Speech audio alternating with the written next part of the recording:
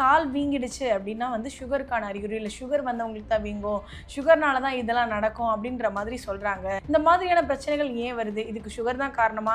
இது மாதிரி எண்கள் மூலமாக சரி பண்ண முடியுமா அப்படின்னு கேட்டிருக்காங்க சார். பொதுவாக வந்துட்டு சுகர் வருதுன்னா கால் வீங்குன்னுவாங்க. கால் வீங்கும்போது சுகர்னு சொல்லி டிக்ளேர் பண்ணிடுவாங்க. அப்படி நம்ம எடுத்துக்கலாமான்னாக்கா அப்படின்னு சர்வசாதாரணமாக யாரும் எடுத்துக்காதீங்க. அதுக்கு மட்டும்தான் அது நடக்கும் அப்படின்னு நீங்கள் நினச்சிங்கன்னா கிடையாது. சால்ட் ஹெவி ஆகும்போது இண்டிகேஷன் கொடுக்குது, காலில் வீக்கத்தை கொடுக்குது. நாம் சுகர் நினச்சிக்கிட்டு சுகருக்குண்டான ட்ரீட்மெண்ட் எடுத்துகிட்டு இருக்கோம். ரொம்ப சிவியரானதுக்கப்புறம் தான் தெரியும் அது சுகருக்கு உண்டான வீக்கம் இல்லை, அது சால்ட்டுக்கு உண்டான வீக்கம்.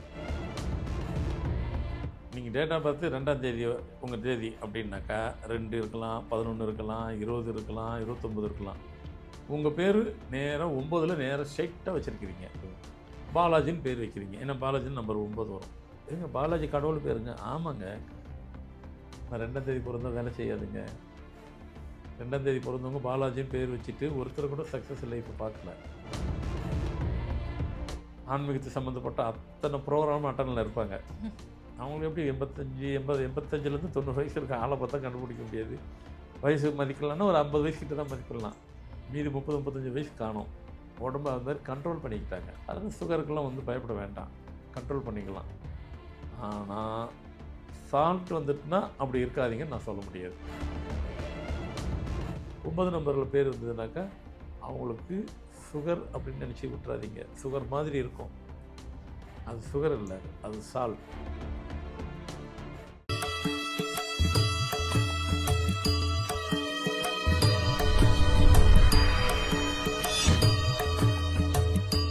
ஃபார்மட் நியூமராலஜி நேயர்களுக்கு நர்மதாவின் அன்பான வணக்கம். நம்மளுடைய சேனலில் தொடர்ந்து பல்வேறு விதமான ஃபார்மட் நியூமராலஜி மற்றும் ஆன்மீகம் சம்பந்தமான தகவல்கள் பார்த்துட்ருக்கோம். அந்த வகையில் இன்றைக்கி நம்ம பார்க்க போகிற இந்த ஒரு பதிவில் நேயர்கள் கேட்டிருக்கக்கூடிய பல்வேறு விதமான சந்தேகங்களுக்கு தெளிவான பதில் கொடுக்கறதுக்காக நம்ம கூட இன்றைக்கி ஃபார்மட் நியூமராலஜியினுடைய தந்தை டாக்டர் மகா தன்சேகர் ராஜா அவர்கள் இணைஞ்சிருக்கிறாங்க. வணக்கம் சார். வணக்கம்மா. சார், நிறைய பேர் வந்துட்டு உங்ககிட்ட கேட்டால் நீங்கள் உங்களுடைய வாயிலேருந்து ஒரு பதில் சொல்லிட்டீங்க அப்படின்னா அது எல்லாமே சரியாயிடும், எல்லாமே பாசிட்டிவாக நடக்கும் அப்படின்னு நிறைய பேர் வந்து நம்புகிறாங்க சார். அதனால இந்த ஒரு கேள்வி வந்து கேட்டிருக்காங்க. என்னென்னா, கால் வீங்கிடுச்சு அப்படின்னா வந்து சுகருக்கான அறிகுறி, இல்லை சுகர் வந்தவங்களுக்கு தான் வீங்கும், சுகர்னால தான் இதெல்லாம் நடக்கும் அப்படின்ற மாதிரி சொல்கிறாங்க. இப்போ கால் வீங்கிறதுனால வந்து எனக்கு சுகர் வந்துருமோ அப்படின்ற ஒரு பயத்தில் நான் இருக்கேன் சார். எனக்கு இப்போ வீக்கமாக இருக்குது. இந்த மாதிரியான பிரச்சனைகள் ஏன் வருது? இதுக்கு சுகர் தான் காரணமா? இதுக்கு வந்து சுகருக்கான மெடிசின்ஸ் எடுத்துக்கிறது மட்டும்தான் தீர்வாகுமா, இல்லை வேறு ஏதாவது பிரச்சனைகளாக இருக்குமா, அது எண்கள் மூலமாக சரி பண்ண முடியுமா அப்படின்னு கேட்டிருக்காங்க சார். என்ன சார் பண்ணலாம் இதுக்கு?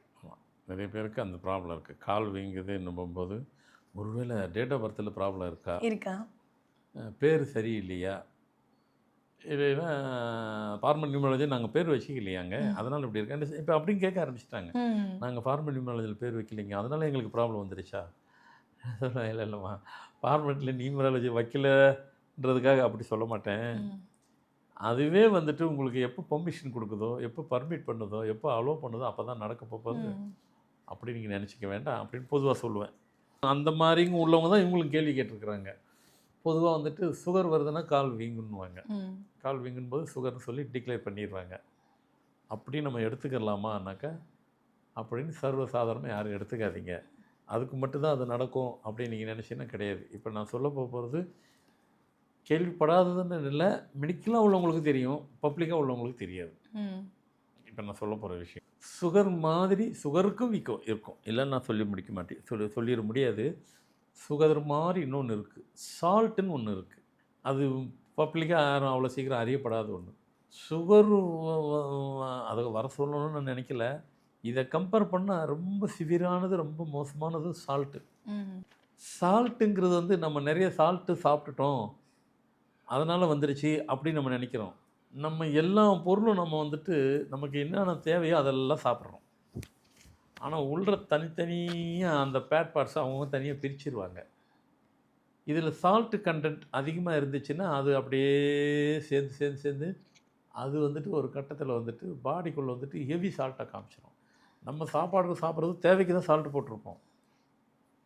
சாப்பிட்ற ஐட்டத்தை எல்லாத்துலேயும் தேவைக்கு சால்ட்டு போடுவோம். ஆனால் அது மட்டும் அதிகப்படியாக சால்ட்டை மட்டும் தனியாக பிரித்து அந்த கண்டென்ட் மட்டும் தனியாக உள்ளே சேர்ந்துக்கிட்டே வந்துட்டு ஒரு கட்டத்தில் சால்ட் ஹெவி ஆகும்போது இண்டிகேஷன் கொடுக்குது, காலில் வீக்கத்தை கொடுக்குது. நாம் சுகர் நினச்சிக்கிட்டு சுகருக்குண்டான ட்ரீட்மெண்ட் எடுத்துகிட்டு இருப்போம். அப்புறம் ரொம்ப சிவியரானதுக்கப்புறம் தான் தெரியும் அது சுகருக்கு உண்டான வீக்கம் இல்லைன்னு, அது சால்ட்டுக்கு உண்டான வீக்கம். எதுக்கு இதை சொல்கிறோம் அப்படின்னா, நிறைய பேர் அதுக்காக நினச்சி அந்த ட்ரீட்மெண்ட் எடுத்துகிட்டு கடைசியில் அது என்னென்னு தெரியாமல் சால்ட்டுங்கிறது கடைசியில் தெரியறதுக்கு முன்னாடி முன்கூட்டியே தெரிஞ்சுக்கணும். அதுக்கும் ஒரு ஆப்ஷன்ஸ் இருக்குது. ஒரு கேட் இல்லை, 2 கேட் இருக்குது. ஒன்று சுகர் கேட்னா இன்னொன்று சால்ட் கேட்டுன்னு ஒன்று இருக்குது. சால்ட்டை வந்து அதிகமாக நம்ம தெரிஞ்சிக்கல. ஐயா நீங்கள் சொன்னதுக்கப்புறம் தெரிஞ்சுக்கிட்டோம். இப்போ அது சரி, யாருக்கெல்லாம் வரும் அதை கொஞ்சம் சொல்லிடுங்க. அடுத்த கட்டம் தாண்டிட்டாங்க. நம்ம ஆளுங்க எப்படின்னா சினிமா மாதிரியே தான் வாழ்க்கையை வச்சுக்கிட்டாங்க. அடுத்து என்ன சீன் வரும் நான் சொல்கிறேன் பாருன்னுவாங்க. நிறைய பேர் இப்போ அடுத்த சீன் வரதெல்லாம் சொல்லிட்டாங்க. இப்போ டேரக்டரில் உஷாராயிட்டாங்க. ஓ நீங்கள் அடுத்த சீன் வரதை சொல்கிறீங்களா, நீங்கள் இப்போ நினைக்காத அளவுக்கு நான் படம் வைக்கிறேன்ட்டு லோகேஷ் கனகராஜ் மாதிரி ஆளுங்க அப்படியே மாற்றிட்டாங்க. ட்ரிகர் பண்ண ஆரம்பிச்சிட்டாங்க. கண்டே பிடிக்காம இருக்கு நான் படத்தை எடுக்கிற பற்றியா, அப்படி எடுத்து தான் படத்தை சக்ஸஸ் பண்ணிக்கிறாங்க. அதான் உண்மை. இப்போ அப்படி எடுத்தால் தான் சக்ஸஸ் ஆகுது. ஏன்னா இவரால் கண்டுபிடிக்க முடியல, ரசிகரால் வந்துட்டு அடுத்து என்ன நடக்குதுன்னு கண்டுபிடிக்க முடியாத படத்தை யாரெல்லாம் எடுக்கிறாங்களோ அவங்களாம் பெஸ்ட்டு டைரக்டர், அவங்க தான் சக்ஸஸ் டைரக்டர். சரி அப்படியே போட்டு சினிமாவுக்கு போயிட்டோம், ரைட் அது இருக்கட்டும். ஏன்னா அப்படி தான் ஆயிடுச்சு.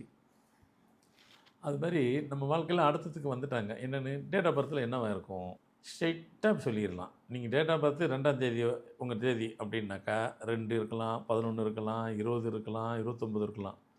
உங்கள் பேர் நேராக 9ல் நேராக ஸ்ட்ரெயிட்டாக வச்சுருக்கிறீங்க. நான் இப்படியே ஸ்ட்ரெயிட்டாக சொல்கிறேன், அப்போ சொன்னால் உங்களுக்கு ஈஸியாக புரியும். பாலாஜின்னு பேர் வைக்கிறீங்க. ஏன்னா பாலாஜின்னு நம்பர் 9 வரும். 2ஆம் தேதி பிறந்தவங்களுக்கு பாலாஜின்னு பேர் வைக்கக்கூடாது. ஏங்க பாலாஜி கடவுள் பேருங்க. ஆமாங்க, நான் 2ஆம் தேதி பிறந்தா வேலை செய்யாதுங்க. 2ஆம் தேதி பிறந்தவங்க பாலாஜின்னு பேர் வச்சுட்டு ஒருத்தர் கூட சக்ஸஸ் லைஃப்பை பார்க்கல, கொடுக்காது. அதுக்குண்டான தேதிக்குண்டான நம்பரை கொடுக்கணும், பேரை கொடுக்கணும். அந்த நம்பருக்கு உண்டான பேரை கொடுத்தா தான் அந்த கடவுள் பேர் சொன்னால் கூட அது வேலை செய்யுது. அதான உண்மை. ஸோ அப்போது இது ஒரு எக்ஸாம்பிள் சொல்லிவிட்டு, இது கடவுள் பேராக நம்ம வச்சோன்னா கூட அது வந்து சரியான எண்ணுக்கு வச்சா மட்டும்தான் வேலை செய்யும். அந்த நம்பர் வேலை செய்யும். அந்த பேர் வேலை மாற்றி வச்சாங்கன்னா என்ன மாதிரியான ஸ்ட்ரகிள் உங்கள் லைஃப்பில் ஃபேஸ் பண்ணாலும் செய்யும். அது இப்போ வந்து பார்த்தீங்கன்னாக்கா, இப்போ 2ஆம் தேதி பிறந்து 11 பிறந்து 20ல் பிறந்து 9ஆம் நம்பர் உதாரணம் தான் பாலாஜின்னு சொல்கிறேன். உடனே எல்லாத்துக்கும் சொல்லிடாதீங்க. பாலாஜின்ட்டு 9ஆம் நம்பர் வரும். அது மாதிரி நிறைய பேர் இருக்குது. 9 நம்பரில் பேர் இருந்ததுனாக்கா அவங்களுக்கு சுகர் அப்படின்னு நினச்சி விட்டுறாதீங்க. சுகர் மாதிரி இருக்கும், அது சுகர் இல்லை, அது சால்ட். ஏன்னா சால்ட்டுக்கு உண்டான அது ஒரு டிசீஸு. அதை வந்து கண்டுபிடிக்கிறது, கண்டறியப்படுறது அவ்வளோ சீக்கிரம் அது காட்டாது. அது சுகர் மாதிரியே தான் இருக்கும். இதை விட அது கொடுமையானது. அது சுகர் கூட ஒன்றும் இல்லைங்க. எனக்கு தெரிஞ்சு ஒரு பாட்டியமாக இருக்கிறாங்க, 45 வருஷத்துக்கு குறைவு இல்லாமல் அவங்களுக்கு சுகர் இருக்குது. இதெல்லாம் எதுக்குன்னா உங்களுக்கு ஒரு மோட்டிவேஷன். சுகர்னு வந்துட்டாக்க அவ்வளோதான் இவ்வளோதான் பயப்படுறவங்களுக்காக சொல்லக்கூடிய ஒரு மோட்டிவேஷன். அவங்க வந்துட்டு செல்ஃப் கண்ட்ரோல் பண்ணிக்கிறாங்க. எதை செய்யணும் எதை செய்யக்கூடாது அதெல்லாம் ரொம்ப மெயின்டைன் பண்ணிக்கிட்டு பாடியை வச்சுட்டு இப்போவும் கண்ட்ரோல் பண்ணிகிட்டு இருக்கிறாங்க. அதை பற்றி அதெல்லாம் வந்தால் வரட்டுங்க, அதெல்லாம் அதுக்கெல்லாம் பார்த்தா அப்படிம்பாங்க. அவங்க ரொம்ப கூலாக எடுத்துப்பாங்க, ரொம்ப ஆக்டிவாக இருப்பாங்க. ஆன்மீகத்து சம்மந்தப்பட்ட அத்தனை ப்ரோக்ராமும் அட்டனில் இருப்பாங்க. அவங்களுக்கு எப்படி 85 90 வயசு இருக்க ஆளை பார்த்தா கண்டுபிடிக்க முடியாது. வயசு மதிக்கலான்னா ஒரு 50 வயசு கிட்ட தான் மதிப்பிடலாம். மீதி 30-35 வயசு காணும். உடம்பு அது மாதிரி கண்ட்ரோல் பண்ணிக்கிட்டாங்க. அதனால் சுகருக்கெல்லாம் வந்து பயப்பட வேண்டாம், கண்ட்ரோல் பண்ணிக்கலாம். ஆனால் சால்ட் வந்துட்டுனா அப்படி இருக்காதீங்கன்னு நான் சொல்ல முடியாது. அது வந்துட்டு ஜூஸ் மாதிரி புழிஞ்சிடும். அது என்ன புழிஞ்சிரும், நேராக கால் வந்து இண்டிகேஷன் தான். நெறி கட்டுதுன்னு சொல்கிறாங்களே அதுமாரி கால், அவ்வளோதான். அது ஒரு எனக்கு வந்துருச்சுன்னு காமிக்கிறது. அது நேராக வயிற்று பகுதியை தான் வந்துட்டு டிஸ்டர்ப் பண்ணிடும். அதை ரொம்ப சொல்ல வேணான்னு பார்க்குறேன். மீதியெல்லாம் நீங்கள் புரிஞ்சுப்பீங்க, உங்களுக்கு எல்லாம் புரிய தெரியுமே. அங்கே போய் அது கொலாப்ஸ் பண்ணிடும். ஸோ அதனால் இதில் சொல்ல வந்த சப்ஜெக்ட் என்னது, சால்ட்டு நம்ம நினச்சது போய் சுகருங்கிறது தெரிய வரத்துக்காக சொல்லப்பட்டது. கண்டிப்பாக இனிமேல் எல்லோரும் அலர்ட்டாக இருப்பீங்க, அலர்ட்டாக இருக்கணும், கேர்ஃபுல்லாக இருங்க. அதுக்கும் நம்ம ரெமெடி ஃபார்மல் நியூமராலஜியில் உண்டு. கண்டிப்பாக சரி. என்ன பிரச்சனைகள் வந்தாலும் அந்த பிரச்சனைகளுக்கான சொல்யூஷன் நம்மளுடைய ஃபார்மட் நியூமராலஜியில் இருக்குது அப்படின்றதுக்கு இந்த ஒரு பதிவு மிகப்பெரிய சான்றாக இருக்கும் சார். நேயர்கள் கேட்டிருக்கக்கூடிய ஒவ்வொரு சந்தேகங்களுக்குமே எல்லா பதிவுகளையும் ரொம்ப தெளிவான பதில்கள் கொடுத்துட்ருக்கீங்க. ரொம்ப நன்றி சார். வணக்கம்.